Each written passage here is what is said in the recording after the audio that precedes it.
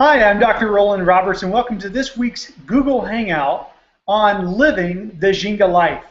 This is a great topic for me. I really enjoy studying and learning every day more about what it means to live a Ginga life.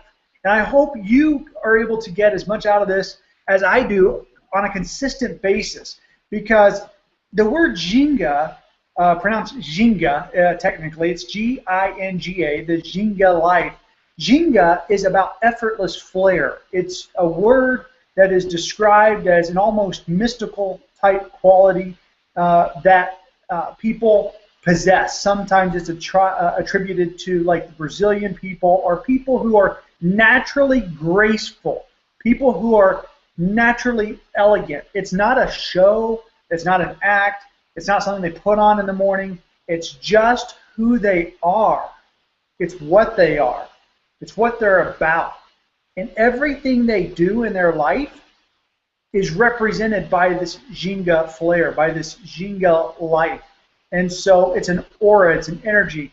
And so what I want to do is I want to share with you a few areas of life where you can live the Ginga life, because the Ginga life is a good life. It is the good life. It is the life that so many people talk about, and they haven't had a word to describe what that kind of living is. And you know, it doesn't mean that I have the perfect Ginga life or anything else, but it means that I am conscious to it. I subscribe to it, and I certainly want to create that kind of a life as well. And so it's a constant, it's a daily activity. It is a daily learning process. And every day you learn just a little bit more, and you grow. You get a deeper knowledge and a deeper understanding of what it really means to live a Ginga life. And so I want to boil down the Ginga life into three different categories. And before I do that, I can tell you that at an overall level, living the Ginga life is about loving, it's about giving, it's about contributing to society where you can, it's about giving to others when and where you can. It's not harboring ill will, it's not, there's not angst, there's not hate. It is living, it is promoting peace, but with principles. And it's a very rewarding and a satisfying life, the Ginga life. So three areas. Number one, to live a Ginga life, you need to look at your life philosophy. You need to look at your life philosophy. First of all, what is your purpose? When it comes to your philosophy of life, so much of that is going to stem from whatever your philosophy is. Do you believe that there's someone for everyone? Do you believe that you're destined for greatness? Do you believe that you're destined to be broke and poor? Do you believe that that sickness and illness just runs in your family? Do you believe you have the fat gene? Do you believe, you know, whatever it is, what is your philosophy on life? What is your take? How do you act? What are your expectations?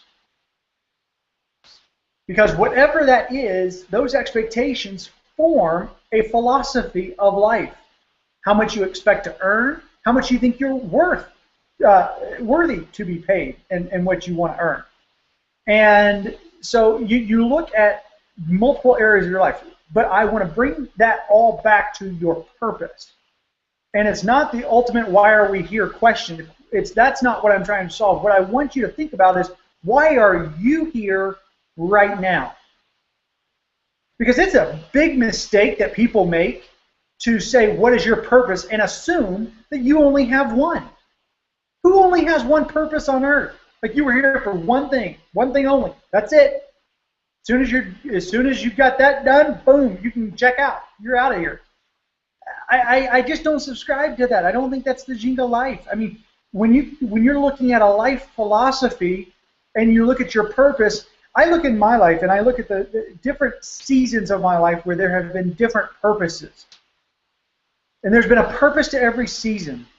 And in every single one of those seasons that I went into, I thought that was going to be my purpose for the rest of my life. If you had asked me when I was 19 and 20 and investing in real estate and making millions and thinking I was living the high life, and I really thought that's what the rest of my life was going to look like. I thought that's what I was going to be doing 50, 60 years from now. I thought that was my purpose. And even before then, there were other things that I thought were my purpose. And then since then, there's other things that I thought were my purpose. But what they were was my purpose at that time, during that season of my life. So, what is your purpose right now? Who are you supposed to be ministering to? Who are you supposed to be encouraging and uplifting and empowering? Who are you supposed to be supporting? Who are you supposed to be with? What company are you supposed to be with? What kind of work are you supposed to be doing? What should you be doing today? What kind of people should you be hanging around? What kind of equipment should you be using? I mean, let's really get into this. Is everything about your purpose. It's who you are. This is the Ginga. Yes, it's important what model or what type devices you use, or what computers or laptops, or how you make choices in all of these daily minute things indicate your life philosophy. You may not think it's a big deal if we go to lunch and you order whatever. It's a big deal to me because I understand it's a reflection of your life philosophy, and it's indicative whether or not you live a Ginga life. It's in every area. So this life philosophy is critically important. What is your purpose today? What is your purpose today? Who are you? What are you about? What do you represent today? Do you represent love and abundance and positive energy, and anything is possible? Do you encourage other people? Do you uplift other people? Do you inspire other people? Is that what you're going to do today? Are you going to be productive? Are you going to take care of your body? Are you going to make good choices? Are you going to exercise when you can? And are you going to your mental health? Are you going to think the right kinds of thoughts that propel you and move you forward in living the Ginga life? See, life philosophy is critically important to living a Ginga life. It affects your purpose, health, nutrition, fitness, your fitness habits, your food choices. I look at your faith, a belief in something bigger, someone bigger than you, someone greater than us all, your faith. And then you look at your finances. Oh, no area of life is off limits when it comes to the Ginga life. How are you going to spend or invest or save, or who are you going to invest in? Where are you going to invest? See, making every dollar count,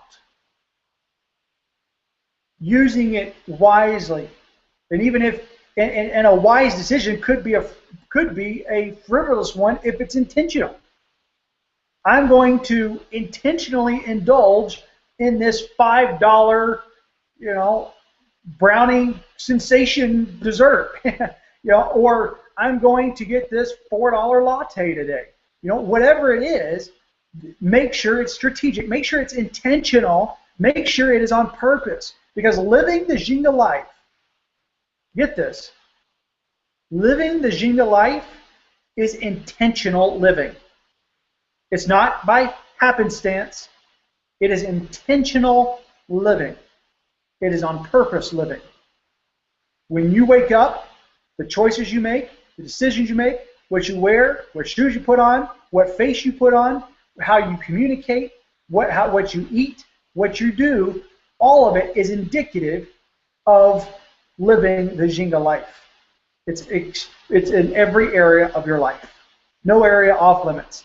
And then we look at the relationships. Obviously, you can live the Ginga life in your relationships, but you've got to focus on that. You got to think about that. You got to be in tune with that. And it's not going to be forced. It'll be a natural evolvement of what is meant to be. And so your relationships, and you love everybody, and because they're people, and everyone is interesting, and everyone has a story, but it doesn't mean that you care about everyone. It doesn't mean that you like everyone. It means you love that who they are you love that they are a fellow human being, and in that fact alone, you respect them and love them for that fact. So therefore, I can be kind, I can be courteous. It doesn't mean I love them like an intimate love or a romantic love. It is I I'm loving the fact that you are here. I'm loving that we are here in this space and in this time of human history. And that's what's worth celebrating.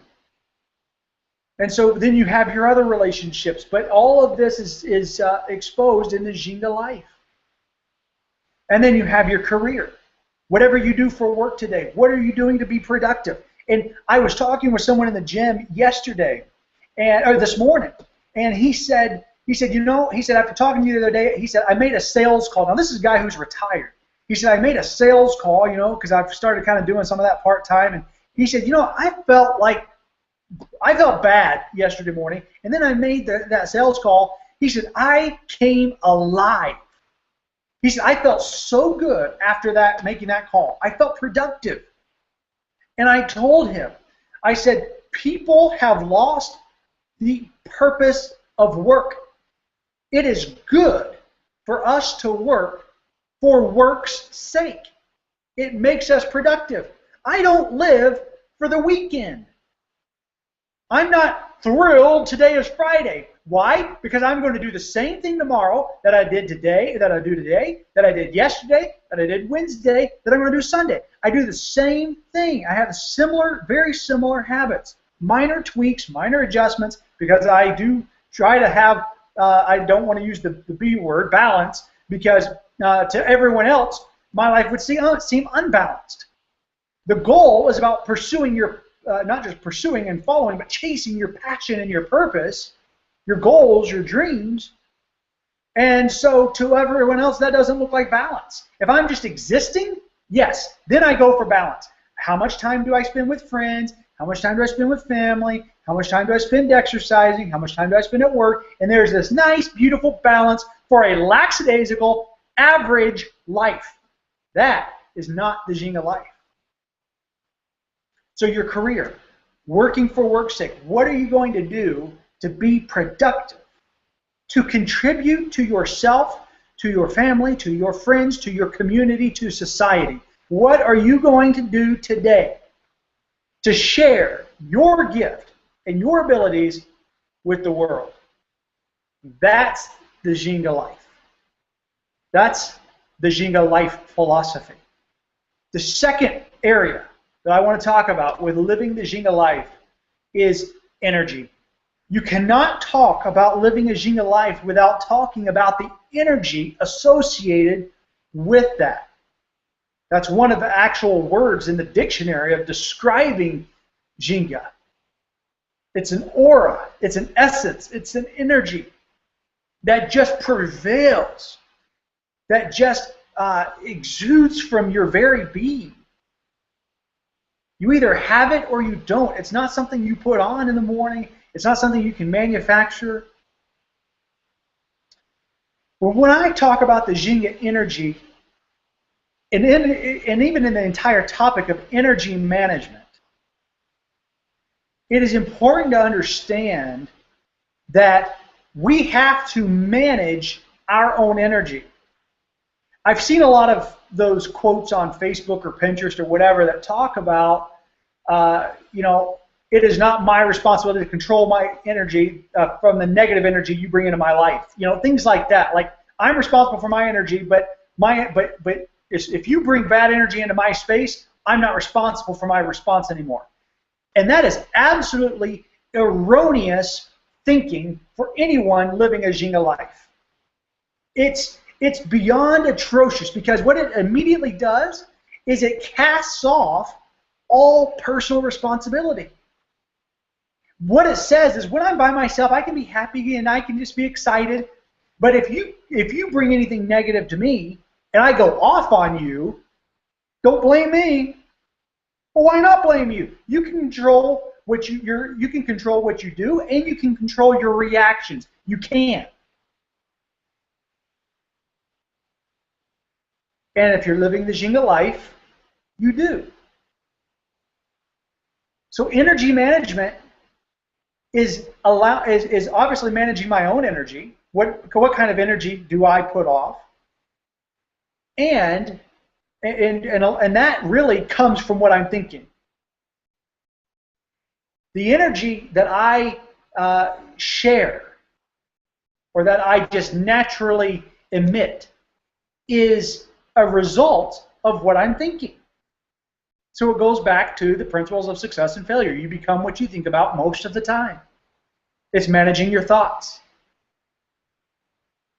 But I want to specifically address what happens whenever other people come into your space and they don't have the Ginga energy. They don't have the Ginga aura. They don't have that Ginga essence. What do you do? Well, that's where the teaching of you are or soon will be who your friends are. Your income is the average of your 5 closest friends. That's why it's so critically important that you're careful who you let in your space. Do they contribute to where you're going mentally, or do they detract from where you're going mentally? See? Do they protect with everything they have where you're going, or do they not? See, that's living the Ginga life and managing the energy. Energy management outside and inside. And here's what I'm going to tell you. Your energy is not determined or managed by other people. Your energy is not determined or managed by other people. Okay? The Ginga energy your Ginga energy is determined by you and you alone. Only you can allow what someone else does or says to alter or affect your Ginga energy. That's managing the energy. Hey, if it was just natural, you wouldn't have to manage it. But you do have to manage it because this is not natural. This is what we all encounter when a coworker passes you and says something, asinine. This is when the boss says something that's absolutely, ridiculous, and you have to make a decision on how you're going to respond to that. How does this affect your chemistry? Just like the guy the retired guy who made some sales calls, and he said it altered his physical being, it altered his state of mind, it altered his chemistry. See, it shifts you. If you can manage that energy, it shifts you. It shifted him from immediately having a horrible day to having a great day, being productive. But that really was about managing his energy. And then being around good energy, being around people who uplift you, people who have pure motives and intentions for being with you, being around you. They don't want something from you, and you don't want something from them. Pure motives and intentions goes a long way in dictating what the energy is like. If there's bad energy between you and someone else, maybe it's a boss, maybe it's an employer, maybe it's a relationship. If there's bad energy, then what you have to understand is there's probably a disconnect in motives and intentions somewhere between the two parties. There's a difference in motives and intentions, and somewhere along the line, it's not pure. So, and then obviously you need to manage your energy, and you do this by answering the question, what do you tolerate? If you're struggling managing your Ginga energy, you have to ask yourself the question, what am I tolerating that's creating this bad energy for me? And it may not be bad energy, it's just not positive energy. That's still not positive energy. Anything that's not positive energy is not positive energy. It's not okay if it's just not negative or just not bad. Well, it's not good, it's not bad. Well, then it's not good. So what are you tolerating to make it not good? And then lastly, number 3, to live the Ginga life, you have to look at your daily habits. This is where the 90-day race comes in. It's all around your schedule. It's all around your daily habits and creating the life that you want to live. Really, it's about creating the Ginga life. So, what are your daily habits look like? And we'll take it area by area. What does it look like does your daily habits, are they a reflection of your life purpose? Are they a reflection of the critical few? Are they reflective of what your purpose for being here today is? So here's a couple of things. What are your daily habits when it comes to your health? What kind of food choices have you already made today, or are you planning to make? When you go to dinner tonight, a lot of people go out Friday and Saturday nights. When you go out tonight to dinner, what are you going to eat? Are you going to have the appetizer? You're going to have the dessert? You're going to get the salad that then has everything else on it and think that you're eating healthy? Are you going to have all the starch? Are you going to have all of the sweeteners in the sugar, or the sugars in the sauces. What choices are you going to make today as to what goes in your mouth?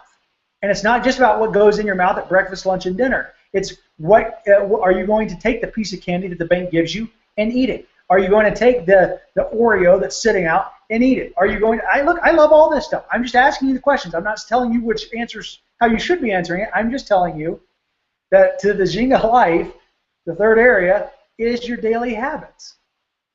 And one of our daily habits happens to be eating. So we need to examine that area of our habits and of our Ginga life. And so what choices are we making? They're either going to support a healthier lifestyle, or they are going to cause problems for us later on. And then, of course, we can blame genes, and we can blame our parents, and we can blame whatever else. But ultimately, we didn't do everything we possibly could to do it as well. There's absolutely credibility to genealogies and heritage and things that are passed down through our genes when it comes to health. But the Ginga life is not about never being sick. Hear me, please, because this is where so many people who sell supplements and all this stuff, they get off track with this stuff. It doesn't mean you're never sick. It means you do the best that you can taking care of you and understand that, I didn't choose my genetics. I didn't write the code, my biological code. I inherited it. You inherited yours. And chances are, it's not perfect. I know mine's not. So, but it is about doing the best that I can, because I can control my choices. What about the fitness? Are you going to walk? Are you going to go be active? Are you going to take up a sport? Or are you going to move? Are you going to get your heart rate going? These are just common sense things. I'm not telling you to spend an hour a day in the gym. I'm telling you to get your heart rate going. 20, 30 minutes, 4 times a week, whatever it is. It's about the choices. So what are your daily habits when it comes to health, fitness, and food? What is it today? Second area, your relationships. What are your daily habits? What you will find with all kinds of relationships, coworkers, colleagues, friends, family, whatever it is, you get in ruts. Mom, dad, you get into ruts with relationships where you just do it because that's the habit. And that's fine as long as they're good habits. If you've got a weekly Friday night date, that's great.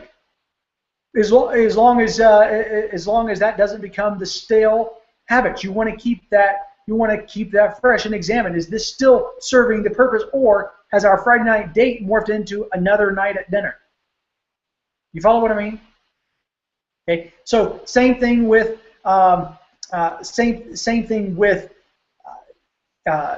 anything that is ritualistic in your relationships. And that can happen after 3 months, it can happen after 6 months, it can happen after 6 years. Whatever it is, what has become the norm and habits, and if it's not supporting your relationship, if it's not promoting that relationship with your mom, with your dad, maybe you call them once a week, maybe you have some kind of a system to stay connected. That's fantastic. We do this on social media with certain friends, or we put it in on our calendars when to follow up with them. Those are all fantastic things to do. Third area, your career and your finances.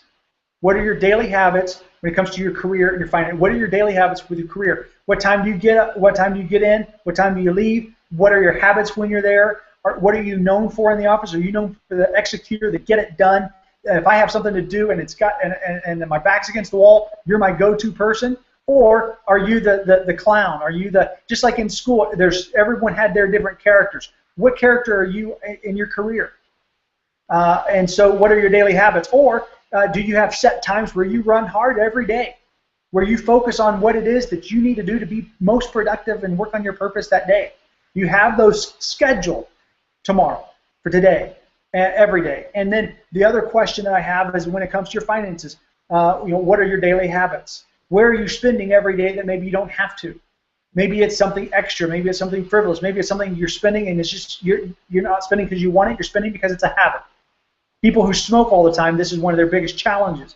It's not because they want to. It's just because it's a habit. It's just because it is. It costs some money. You got to look at whatever area it is of your life that is the equivalent of that, and we all have it. I'm not picking on smokers. I'm picking on We all have whatever it is in our life that we spend the equivalent of that habit on. So what are our daily habits when it comes to finances? And then lastly, what is your daily habits when it comes to scheduling and planning your life? What are your daily habits when it comes to planning and scheduling?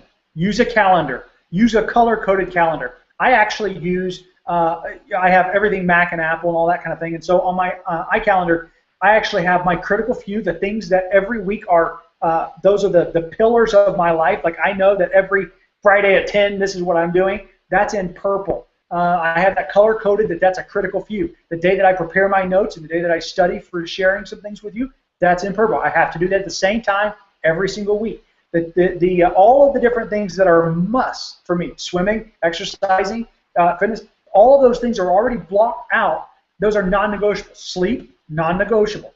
Already in the calendar.